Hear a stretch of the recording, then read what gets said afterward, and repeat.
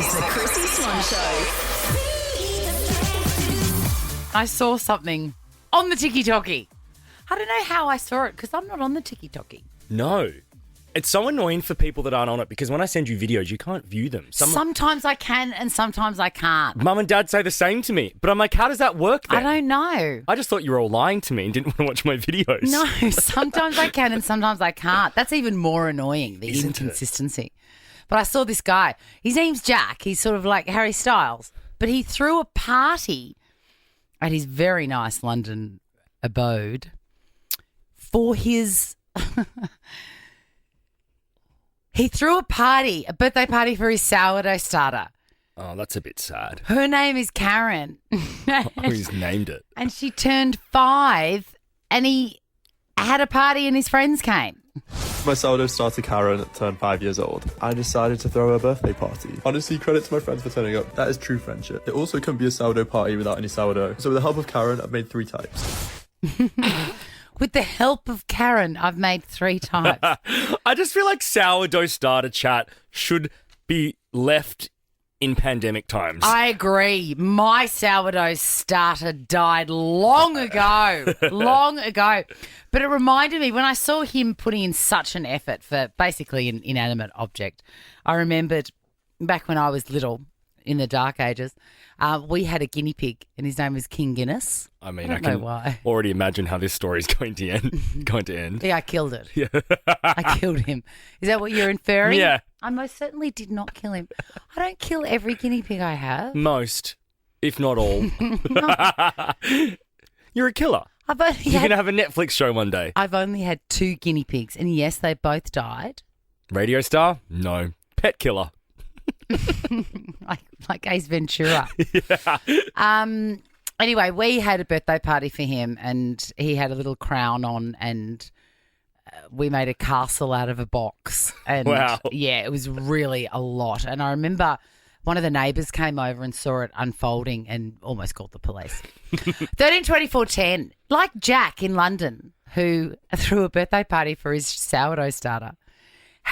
What is the weirdest person, thing, inanimate object that you've ever thrown a party for? I'm about to throw a funeral for my mouth.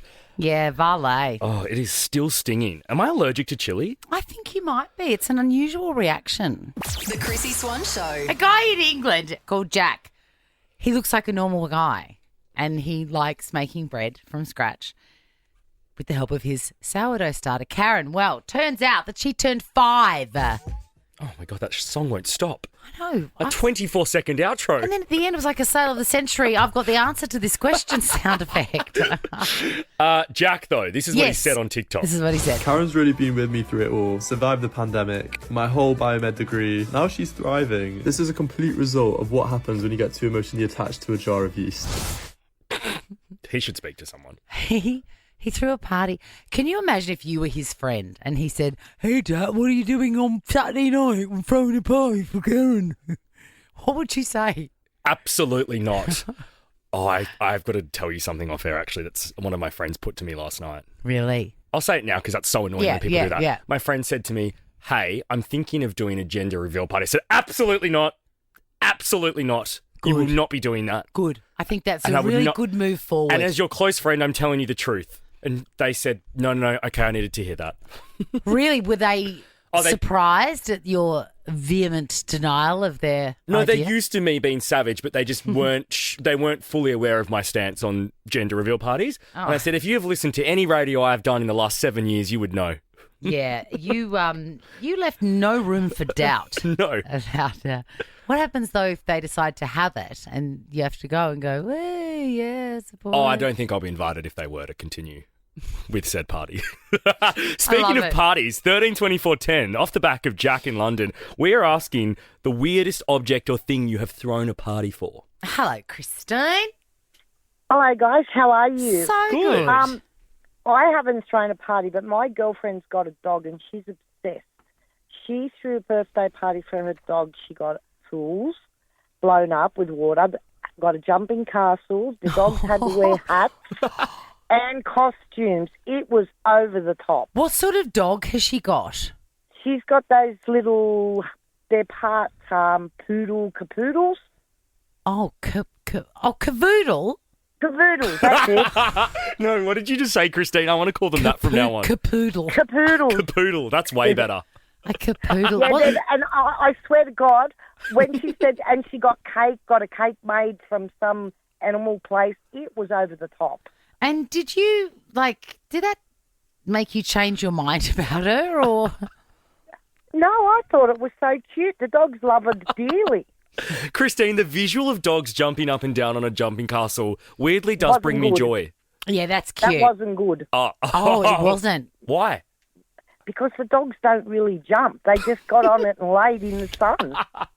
That's hilarious. Christine, we are going to send you a $100 prize pack from Dermal Therapy. Oh, that's beautiful. Thank you, guys. You'll love that. Hey, Sharon. Hi, guys. How are you? Good. Now, I'm trying to get my head around what your brother did. Can you explain it? Yes. So our little brother decided that he would big note himself at school, and it was in Queensland with rugby league, and he loved the Broncos and he loved Alan Langer. Oh, Alfie. So Alfie Langer. Yeah, Alfie. Loved Alfie. So he lied to the entire Loved neighbourhood, him. the entire school, that he was throwing a birthday party for Alfie. Oh, no. And unfortunately, our backyard was filled with about 150 Oh, kids. no. My elder sister was 13, who was in charge of all of us while our parents were at work. Oh. And there were 150 kids with homemade birthday cards, presents, and no Alan Langer. And our brother ran upstairs and cried and hid under his bed. And we had to deal with the 150 kids in the backyard How- and parents going, where is he? How many years was it until your brother could laugh about this? Well, we laugh about it now. He was 7 and he's now 40. I reckon So, maybe 38 years old, he could finally laugh about it. That would have been so hard, so humiliating. The Chrissy Swan Show. The Chrissy Swan Show. Australians are being warned, Australians going to America specifically, are being warned that under the new Trump administration, there are going to be many questions asked when you get to your American destination, your airport. Just ask Nicole Saroukas, who was going to visit her husband, who is a US military guy. Normally they're just scams, but this one's real. The former New South Wales police officer spent the night behind bars in Honolulu. No criminal record and a valid ESTA tourist visa, but she was deported after police searched her phone and her luggage. The officer stated that I had too many clothes in my suitcase for a 3.5-week trip. They started questioning me about my tattoos. I felt as though they were trying to racially profile her. I mean, look, what woman does not travel with too many clothes, apart from me? I'm a carry-on girl. You are the exception. How dare they judge her? I know, how rude. When I go away with my best mate Christina, which we are doing in a couple of months, the amount of luggage she packs, she pays extra for every flight to have an extra bag under the plane. Well, she better be careful because you don't want to be having a holiday on your own because you know what deporting means. You don't get to leave the airport. No. You get on the next plane back to where you came from. How soul-crushing. That would destroy my soul. I get so scared anyway. I don't know whether it's because I, had a Catholic education or whatever. I'm just always convinced I'm doing the wrong thing, like at an airport. Yeah. Or like if there's a police van, I'm like, oh, I'm going home in the back of a divvy van. But particularly the airport. Sniffer dogs? If you sniffer dogs. They scare me. Well, I don't want them to just bury their nose in my crotch, for starters. Like, there's nothing in there. Get out of there. Get out. Out. Get out. I'm not importing anything. Anyway, have you had a scary experience at the airport? Were you ever taken into one of those little rooms? I always think of Chappelle Corby Even scarier is when it happens overseas. Yes. Like here, I'd be able to deal with it, but oh my God. 13 24 10, why were you stopped at the airport? How is For Chappelle? sharing your story, we'll give you a Baker's Delight voucher. Is she still flogging those resin clocks? She has stopped that business. Damn. The Chrissy Swan Show. That's a banger, that song. Sierra's got a heap of bangers. I wonder if she's ever been stopped at the airport, like poor old Nicole Saroukas. Former New South Wales police officer spent the night behind bars in Honolulu. No criminal record and a valid ESTA tourist visa, but she was deported after police searched her phone and her luggage. The officer stated that I had too many clothes in my suitcase for a 3.5-week trip. They started questioning me about my tattoos. I felt as though they were trying to racially profile. Imagine the downer. Yeah. She's been so excited about seeing her husband. Yeah, and he's a good-looking dude. We've just been stalking. He's not my type, He's my but I type. can see that he is a lot of people's type. But, you know, I'm a weirdo. She was so excited, and that would be anybody going overseas to see their partner or even just having a holiday. And then she had to sleep in jail in Honolulu for having too much luggage. I'm sorry, guilty, Your Honour. Correct. There is no one among us that hasn't done that. 13/24/10, why were you stopped at the airport? It's terrifying. Kate, what happened to you? I was about 12 or 13 and I was raised by my grandma, so we had different last names on our passport, and we were stopped in England and pulled into interviews because I think they thought she might have been stealing me or something. Oh, my God. But no, she wasn't. She raised me. She's a Most legend, so. people have surnames different to their grandmothers. I It can't be know, that yeah. unusual. I don't know, like they were just doing their job, I guess. But yeah, at the time I was a bit scared. Kate, was it around the time that a kid had vanished or something? Like, Yeah. sometimes you find culturally there are crackdowns. Like maybe Madeleine McCann had just disappeared at that stage and people were like, you know, hyper vigilant. And then eventually, of course, they stopped doing that. Yeah, like that's a possibility. Like, yeah, I don't know. I barely remember it. I think I was in a bit of panic, but I just remember being taken into the interviews and had to prove that, yeah, she was my Was grandmother. it scary? That's wild. Was it scary? Yeah. How did you?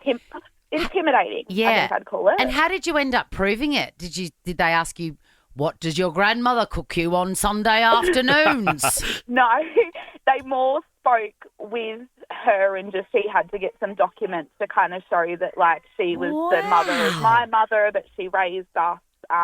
Unbelievable. That's wild. Baker's Delight voucher for you, Kate. Hello, Rod.